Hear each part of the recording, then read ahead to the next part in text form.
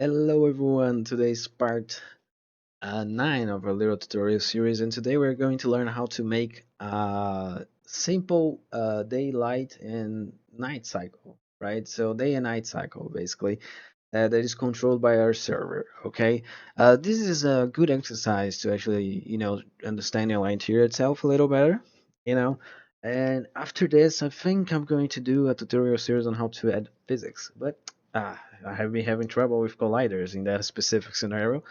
But anyways, let's move forward, right? Let me just switch my scene. I switched it correctly. I always test it again. And you guys gonna notice that yes, the project has been growing at a very fast rate. There's a lot more files than it used to have. The customizer, I think that's really important. The customizer has changed a lot, but that doesn't matter because if you guys are using my code or basing around itself and then actually understood what I was doing, you're going to have a really easy time, okay, well, understanding this specific code. You notice that now he applies to everything, which means that basically NPC, player, and everyone is customizable. And you're gonna notice that now we have NPCs, which is going to be a theme for another video. But now we're going to make our word. It's basically like our sun, okay? And how does it all work? I think that's like the first thing you're going to have to do. Please ignore all my, open sheets basically. So basically what happens here is that we are going to create a sun, okay? Literally going to create a sun. Let me just put my gum here. Yeah, thank you. So here we are going to do the following. So first things first. Okay, this is working, but it's not exactly what I want. First things first. First, we are going to create our sun. Okay. What does that mean? We're going to create a sun. Okay, that's pretty much what it is. What is a sun? It's basically a light very far away. That's what the sun is. What the sun is. That's exactly it. It's a light very far away. Okay, and basically that's it. So you guys gonna notice that we are going to create our sun by using this directional light bundle, which is actually Bevy native. If I just do this. Yeah, like here you can see directional light. It's basically a light very far away. Okay, so that's basically what we're going to use. And then we are going to do the following. Okay, and then we're going to do the following. After we create our sum, we are going to think about how does that fit into our network rate. How does that fit in our network rate? So let's think about that, right? Let's just think right now because I don't think that's a good idea to develop this before thinking because it's just going to be refactored, right? So the first thing we're going to do is actually quite simple. It's quite very simple, right? The first thing we're going to do is create some server. As we might know, we are server authoritative, which means that basically our server commands everything. So first thing we're going to do is create an entity, probably with a market component, that has this some market component. Okay. After we do this, we are going to replicate that entity to client. Here's the thing: client doesn't need to predict the sun.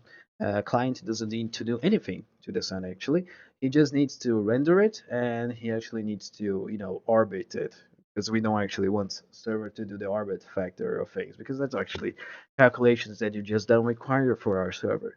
Okay, so that's pretty much it. So we're going to do that in server and on client, right? On client, we're going to do what? We're going to orbit that sun, and we're going to orbit that sun. We're going to render it. Which means basically put the light on it. Put the light on. That's basically what we're going to do. So this is like something that's how usually you should approach this issue. Quite simple. Maybe you could make it in a different manner that I'm going to do, and I'm going to display the code to you guys, of course. But I think this is one of the best ways. But perhaps you could do it better by using like tick managers or something like that. But I don't know. I think this is the best way because this is actually a really good simulation of how time passes by.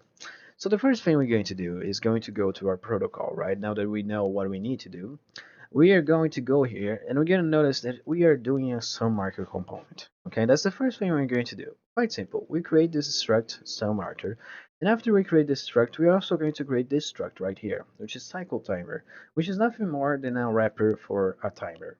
Okay, that's basically what it is. And here you're gonna notice that cycle timer actually has some kind of repeating mode because it's going to be the repetition of the orbit. So let me just draw this so you guys can understand it better. So first we're gonna do like this, and then we're gonna do like this, and then we're gonna do like this and this and blah, blah, blah, blah. So basically we are going to orbit around our planet, right? Or around our world, or what you could say is a word. So basically, we're going to do it like this, right? And this cycle timer is actually going to tell me exactly what type of angle we have according to the time. So basically, for example, if we were on, midday, or which is basically when he starts, which is point zero, he's going to be right above it, right? And then like we're going to be here, which is I think it's going to be like 6 o'clock or something. Yeah, I think it's gonna be 6 o'clock or something. I don't know. Doesn't really matter. The thing is, like, like he's going to be the representation of time passing by, and according to how much time has passed on that timer mode, we are going to actually define it. Okay, that's basically how it is. That's basically how it's going to work. Okay, and we're going to actually calculate the trigonometric angle. But don't worry that much about it, guys. It's not complicated. Don't get scared. Okay, that's the first thing first. Okay, let me just get rid of this horrendous thing. And now let's just move forward, okay? So now that we understand what cycle timer is, it's basically our time itself, right? And we're going to create our word entity. So basically we're going to go to server here, and we're going to actually make this fun server, which is basically going to occur the moment we start our server. Here's the thing, Sun doesn't need to be saved. Sun doesn't need to have anything. So this is quite a more simple logic than it usually is. So that's pretty much how it works, right? After we do this, we replicate ourselves. Okay, that's basically all we do. We basically create an entity with a sum marker with this simple replication component that's going to create a replicated entity on our client, and he's going to have a default cycle timer, and he's going to have the name sum. A name is actually something that we already, automatically share from server to client. Just because it's more simple that way. That's basically why we do it. Okay. Now that we are finished here, we are going to do a tick orbit cycle. That's pretty simple, right? When we have a cycle timer, which is basically when this function occurs, we are going to tick it. And you're going to notice that we tick it on a fixed update. Does it necessarily need to be on a fixed update? It would be wiser to do so. It doesn't need to be, but you can do like on update itself. To be honest, no need to have fixed update. Um, but maybe you could do on fixed. Just it's like not a must, but it's basically like the idea, as the comment implies here, right? Is that it isn't server frame rate dependent, because sometimes servers are going to be faster, and sometimes servers are going to be slower, and that can add a little bit of discrepancies when it comes to clients. So that's pretty much how it is, and that's pretty much how you do it. Because usually sometimes you have 20 servers for one single lobby, that you can do that. So, this is basically the safe way of doing it. Okay. After we do these little two simple functions, okay, we are going to do a word cycle, right? And here's the thing about this is not like an actual sun that's orbiting around the Earth. We can try to do that. It's actually just an entity that is going to be circling around us.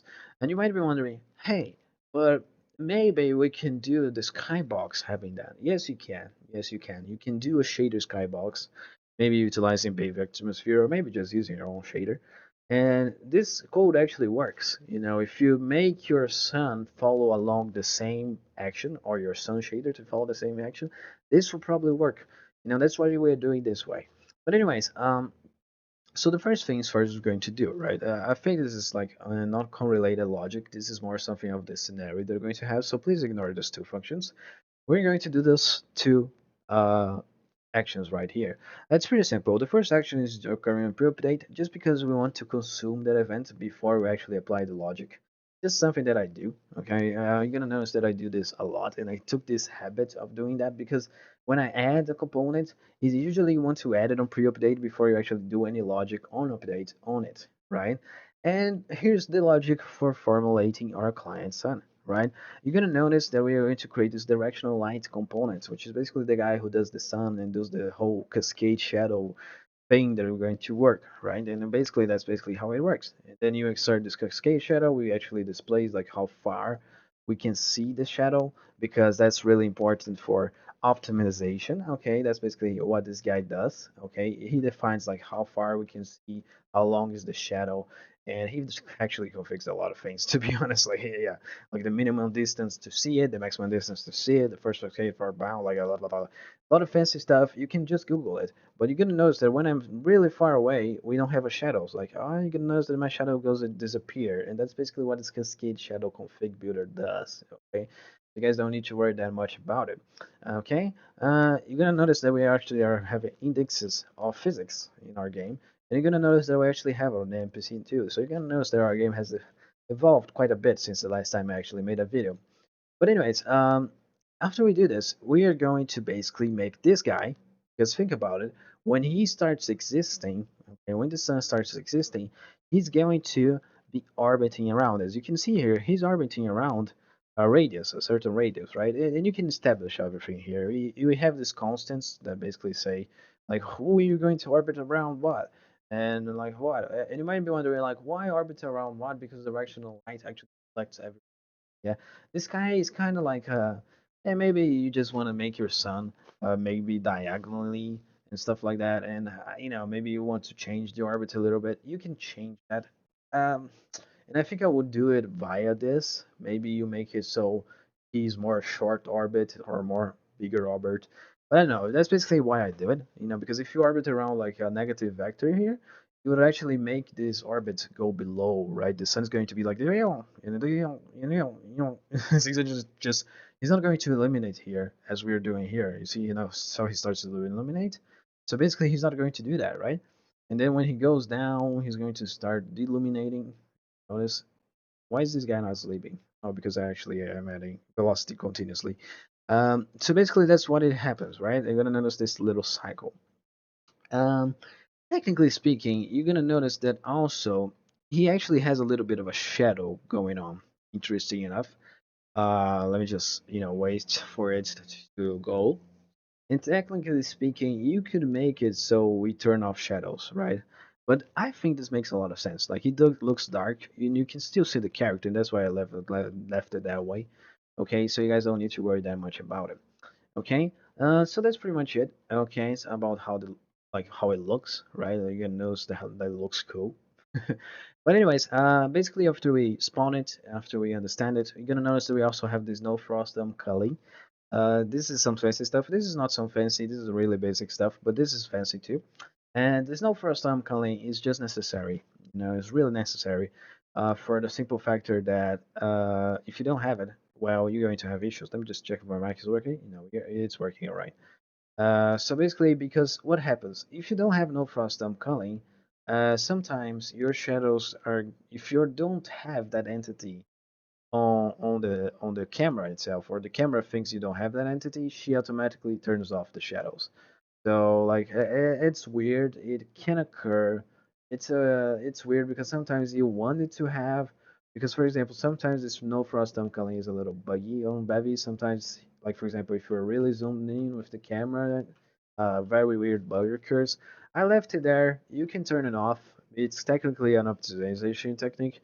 But you can turn it off if you want. It's not really mandatory. It's just like something related with player falling camera, right? Like you can see that we are falling player and he's not actually like stuttery or anything like that.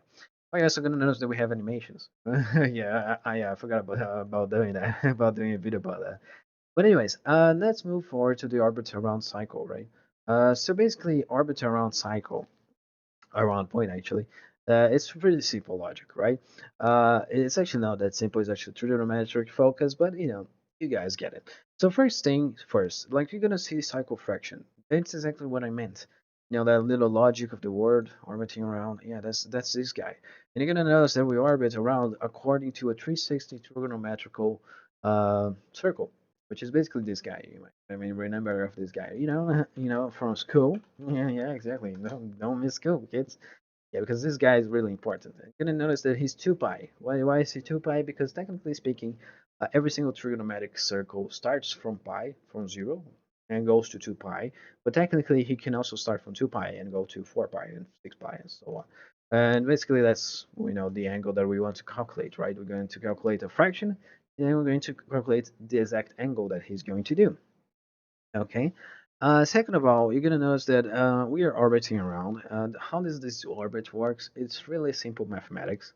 Okay, don't worry too much about it. Just copy this code because that's basically what it does. It's really simple. You basically make it so it multiplies by angle cosine, which is basically just the cosine value. Remember, it's going to be the cosine value, and you're going to create a dot with the sine value. Remember that? Like the sine cosine creates a dot on a two-diagram. Oh, yeah, exactly, because this circle is two-dimensional. Right, exactly. And it just does this. And it just does that. It's pretty simple, quite simple, right? Yeah, yeah, yeah, yeah. F's. And after this, you're gonna notice that we have lerp, but you're gonna be weirded out by this lerp because he's kind of like different from other lerps. What's so different? Well, usually client has a very bigger frame rate, right, than server. And you're gonna notice this system is update, and our previous server system is actually fixed update.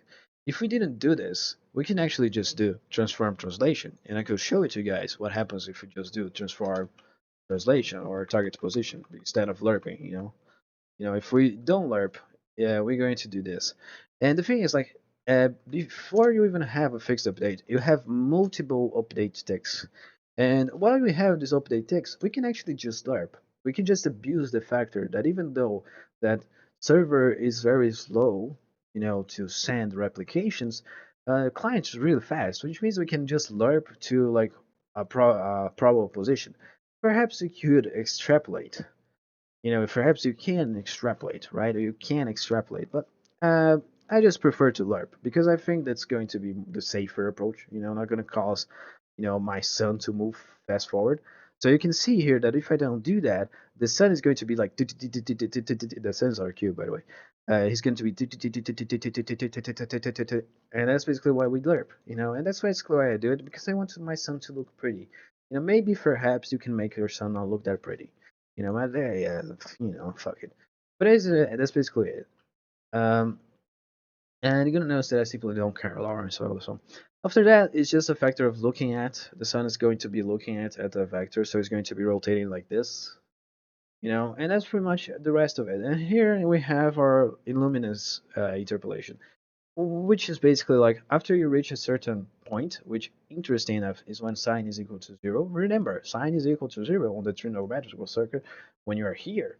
After this, he's negative. Okay, and then when he gets here, he's going to be positive. Yeah, exactly. Yeah, and that's basically what he does. That's pretty simple. He's going to hard stuck in mean illuminance for the night. Okay. The thing is, like, you guys probably wonder, what good does that do? This is an orbit sun, but it's like a sun that doesn't make sense, because technically speaking, it doesn't. You could change this logic. You can make it so he orbits around the z-axis instead of the y-axis, and you can make planets this way. You can also make it so, um, yeah, you can change a lot of this logic. You can make it more reasonably or more logically logical. Um, but it turns out this is a good cycle, right? This is a good thing to learn, and this is actually how you make planets, how you make things in multiplayer games. So, for example, if you're making a game like Starset, it'll be a good thing to have. That's pretty much it for today, guys. This is like how to orbit our sun and day and night cycles and all that stuff.